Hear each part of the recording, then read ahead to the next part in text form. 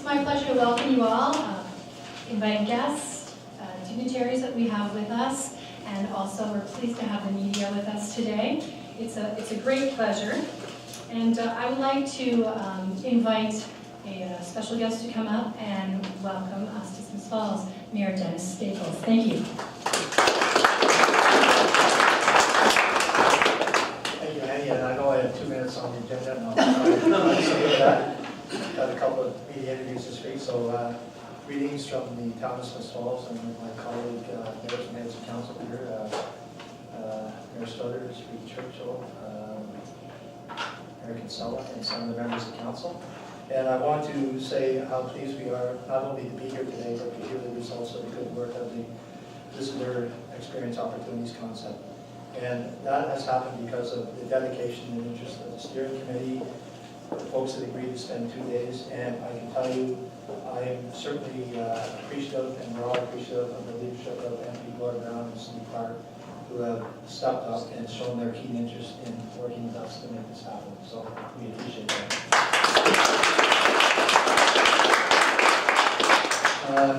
That's my first minute. My second minute is to get a shameless plug in.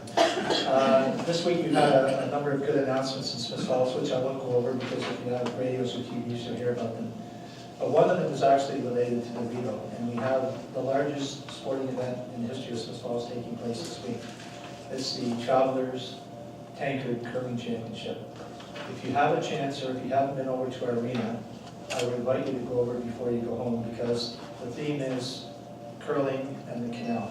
And in our second floor of our beautiful new arena, we have the Lockmaster's house. I would invite you to go and see it, and one of your four members, Simon Munn, has been instrumental in helping us with that. Earlier this week we had a lunch, and I'm going to give you a historical perspective on curling and the Rideau Canal, and it's timely to do this.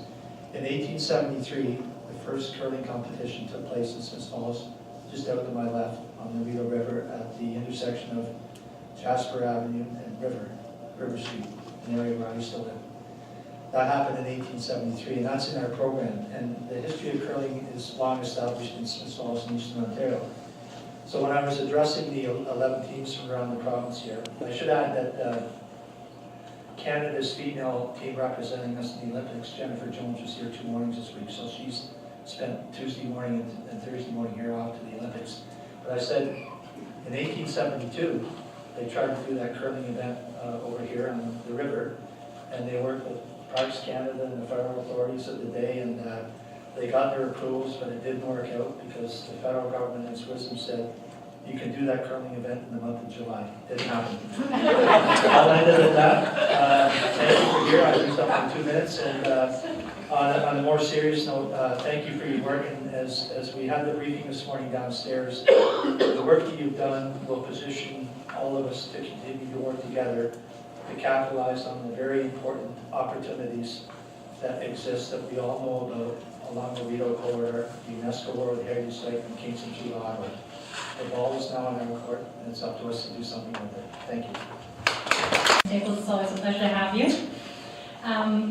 Our next speaker, I am pleased to introduce Mr. Gordon Brown, Member of Parliament for Leeds Grenville. We're so pleased to have you here.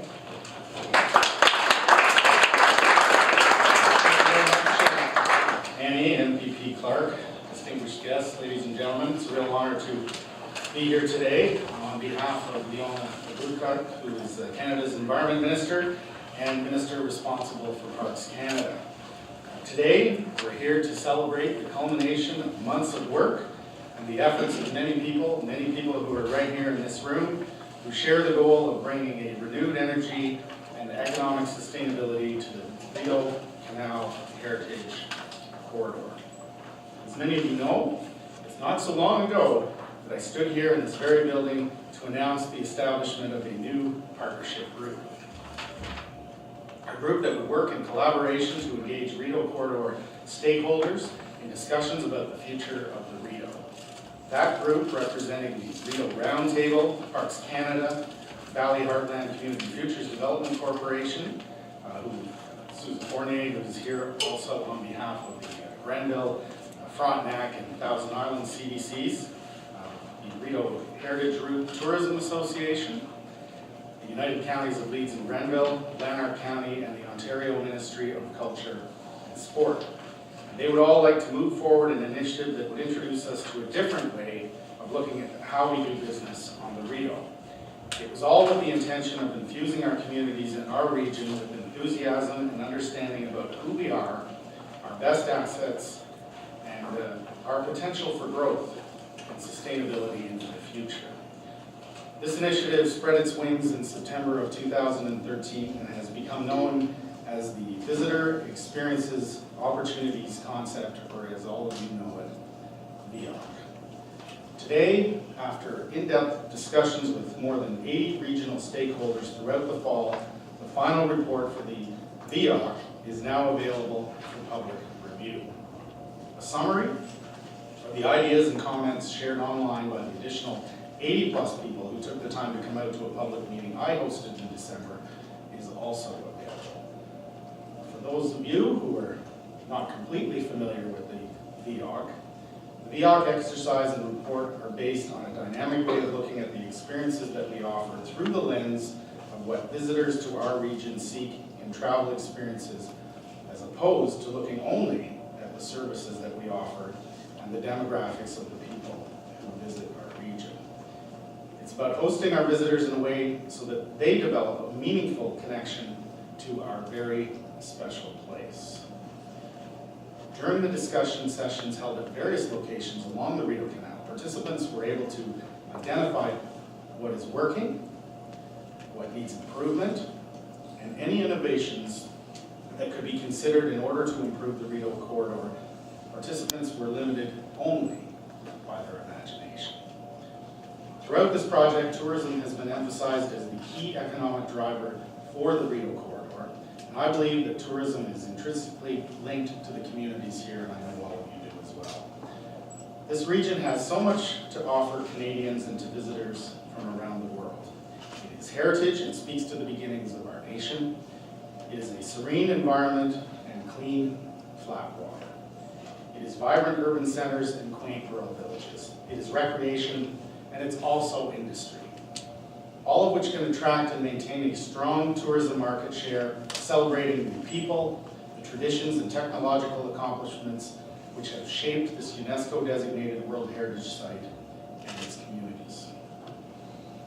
This initiative has brought to light many untapped resources for economic development within the Rideau corridor and underlines the importance of shared responsibility and cooperation. In fact, the Visitor Experiences Opportunity Concept is a fine example of the Canadian spirit of cooperation. And through this project, and this is just the beginning really of this process, that we have already seen, we have seen how we can all come together, we can work to achieve a stronger, better future for our families, our businesses, and in turn improve the economic sustainability of our communities. The Rideau Canal is not just a waterway. It is the lifeblood of the region. The Canadian government is proud to work with partners and the Rideau corridor stakeholders on this tourism initiative to improve upon and create visitor experience opportunities that will make the Rideau corridor a more viable and sustainable tourism region. So I'm delighted to be here today to launch the final report, and I know that many of you in the room have participated, and I know all of us who have been part of the group that caused this all to happen appreciate the input of the stakeholders and the community members, and I'm sure that it can go a long way towards improving things here on the Rideau Canal. So thank you very much for the invitation to be here today, and I hope you're all as excited as I am about this whole process. Thank you very much. I would like to invite, on behalf of the partner committee that was working for the Veoc, Ms. Susan Fournier, to speak on behalf of the committee.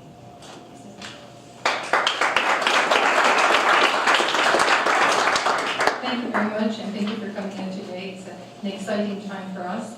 The past 9 months of working on this project to undertake a visioning exercise from Kingston to Ottawa has been extraordinary, not only because this project covered such a large geography and also many layers of organizations and jurisdictions, yet great things were achieved, an amazing sense of purpose and a sense of urgency to accomplish the best possible result for this region was a feeling that bound the members of the steering committee together.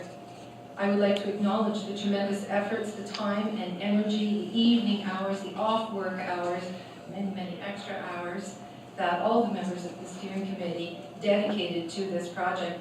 In all my years of working on economic development, community development projects, I have never worked with as dedicated and determined a series of professionals who gave far more than 100% of their effort.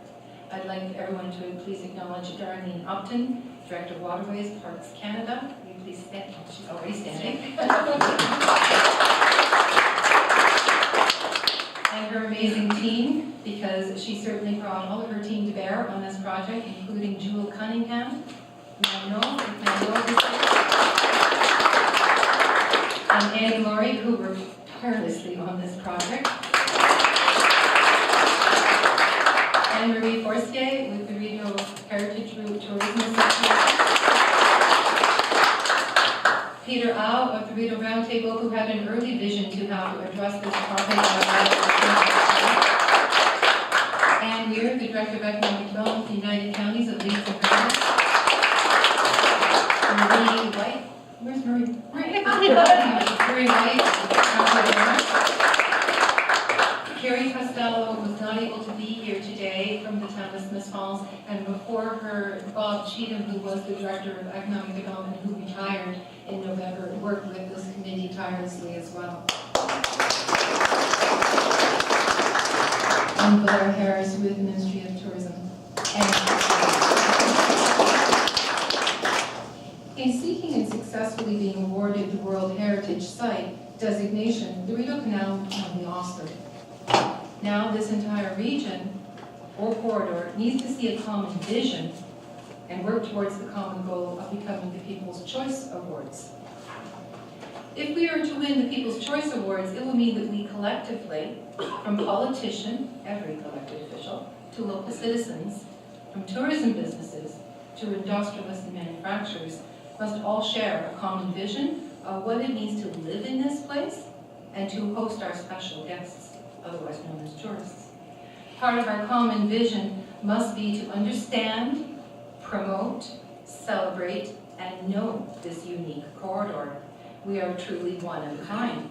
We are the story of a nation, but it is not a dull story. It is not a past story. It is a living story. Traveling the length of the Rideau corridor is far more than a simply history lesson. It is a living history that combines the most extraordinary, sensory-rich history lesson available. We live the story of this nation, and we have the opportunity to create a pilgrimage for all Canadians and for all visitors. At every Veoc session, this vision that I've just iterated was brought forward by young and old, by lifelong residents and newcomers to this region. From the first capital to our current capital, from Kingston to Ottawa, the pilgrimage is not simply of architecture, of buildings and fortifications or engineering feats of the canal, but experiencing the mosquitoes, the miles of wilderness, the rocks and trees, the swamps and marshes, the old mills, the timeless villages, the urban centers, the industrial towns, fishing lodges, resorts, orchards, artists, regattas, festivals, and so on. Experiencing the vastness of the Rideau, the changing geography of landscapes from rugged Canadian Shield to low-lying pastoral farmlands, from the big lake at Portland to the river as it makes its way to Ottawa, traversing the Rideau truly gives our guests a deeper understanding of what it is that this nation is made of and has been carved out of. The Rideau resonates with the soul on so many levels. From blazing sunsets over still waters to early morning mists and moon calls, from the urban centers of Kingston and Ottawa to the villages and towns along our waterways, the rocks, the trees, the docks and the cottages, whether they be powerboats or kayaks or yachts, fishing boats, hiking trails and biking trails, because it is not all water-based, snowmobile trails, parks and conservation areas. We need to see a common vision and be proud of it, share it with our special guests. It should not be our private playground. It is too rich a heritage. We owe it to our fellow Canadians and guests from around the world to share this story and this sensory-rich experience, so those who travel the corridor come to know what the Story Canada is and why we have such a close connection to the land. In telling this story to begin to be a special host to our guests, otherwise known as tourists, every business and citizen has an important role to play. This is where our future lies. I am very fortunate to work for Community Futures Development Corporation and to be able to provide support to this project as it evolves. And it is completely fitting, as this is about the future of communities and about development. This report asks people to see things differently. Let's see things differently. It asks us to understand our guests. Let's understand them. And as we understand them, we will look to new things we can offer to them, to be better hosts, to see them as treasured guests. When you invite someone for a special dinner at your house, you enjoy their company, you've invited them in. We need to see tourists in the very same light. We are a World Heritage Site like no other in the world. We are far more than a natural wonder that you hike to and look at, or a cultural experience that you stop to for a day to experience. We are a week of your life as you immerse in our life and learn the story of this country. We have all the tools we need to make this corridor the People's Choice Awards. The Visitor Experience Opportunities concept process asks people to dream before they take action to realize the full potential of this region. Dreaming does not stop with the release of this report, and we must continue to dream now as we act to realize the potential. The Veoc brought forward a wide array of innovative ideas, suggested enhancements to what we offer. Some are very easy to implement and achieve. Others are longer term. Collectively, they combine to start us all heading in a similar direction towards the goal of achieving the People's Choice Award and being exceptional hosts in this extraordinary place. Whether it is as simple yet powerful as developing Rideau chairs in strategic vantage points all along the Rideau, where people come to recognize those chairs as our invitation for them to experience a uniquely beautiful sunrise, beavers at work, wood ducks that pass by every day, or amazing sunsets, or developing land and water-based shuttles, getting on the water, develop a focus and a mandate all along our corridor to find ways to say, yes, you can get on the water. You can experience what it is to walk through the locks, pass by those tall gates, and feel the water lift you to the next level, or lower you, as the case may be. This might be as simple as a small craft at lock stations that a community could operate and take people through a lock. Adding more places and spaces for outfitters to locate, offering more boat rental locations, offering more transient docks. Perhaps even have Parks Canada start to offer boat and equipment rentals, or like the provincial parks do. There are many opportunities. The reports that are published have an exhaustive list of opportunities. They have also taken some of the paradigm shifters and identified them. They have taken some of the enhancements that could have major impact and listed them. So they have organized for you to be able to go through those. They are organized by overarching report, which our graphic designer who's helping us to enhance them calls the Bible, because it's 105 pages. That overarching report is also a course, and it teaches people how to look at visitors in a new light, to understand the nature of the types of people who come to visit us, not just their age and their demographics. And then it's organized by reaches, each area of the Rideau as well. You can take them separately, you can take them all together. Even as we are today, we are a compelling experience. We embrace our opportunities and aim for the People's Choice Award, determined to be the best possible host and understand the nature of our guests. We will become an iconic Canadian experience and pilgrimage and no longer be a little known secret. Our next steps are to start to take shape with the Beyond the City Lights Tourism Conference on February the 28th at the Gallico Centre here in Dallas, with the theme of the conference, which will be the Rideau and Beyond. And after that, we will also be meeting as a steering committee to look at a transition team as we move to next steps. All of us look forward to realizing the world-class potential. And I'd like to say that I think as people look at the Veocs and ask questions of Parks Canada on what comes next and what are you going to do, and they look at the opportunities, this becomes collective decision-making in its best. This is where we have informed decisions. We have an opportunity to look at the wealth of what our communities provided to us in these reports, see what is possible. Many organizations can run with this, and as a group, as a steering committee, we will certainly be looking to continue to play a role to support as this future unfolds. Thank you very much. Well, that is the official part of our ceremony today, and I just wanted to thank MVP Steve Clark for joining us today. MVP Steve Clark was here at the beginning with MP Gord Brown to really support this idea, so thank you so much for being here.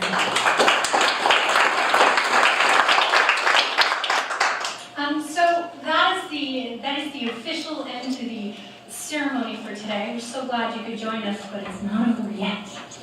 So what we're going to do is we're going to clear out the chairs. Parks Canada staff will clear out the chairs, and what we're going to do is we're going to bring in some easels with some boards that have some ideas from the report on it, and we encourage you to stay around and talk to some of the partners about some of the ideas that came out, and really start to work with the ideas and that way. So thank you so much for joining us. There's still food, coffee, drinks in the other room. We ask you to just clear the seats and like magic it'll be transformed in here. Thank you.